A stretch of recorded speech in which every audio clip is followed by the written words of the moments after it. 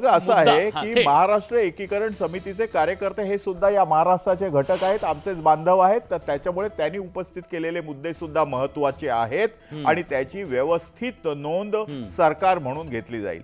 त्याचप्रमाणे या उच्च न्यायालयाच्या आदेशाविरुद्ध जर कोणीतरी आपलं मत व्यक्त केलं, ते पण महाराष्ट्राचे नागरिक आहेत, त्यांचं मत जाणून घेतलं। हे सगळं जाणून घेऊन एक लक्षात घ्या, आपण असं म्हणतो की न्यायालय हे आंधळं असतं, परंतु सरकारला आंधळं होता येत नाही, सरकारला डोळसपणे सगळं पाहावं लागतं। आमच्या डोळस सरकारने व्यवस्थित निर्णय घेऊन ज्याला कंट्रोल्ड फीडिंग म्हटलं ते करण्याचं सांगितलंय।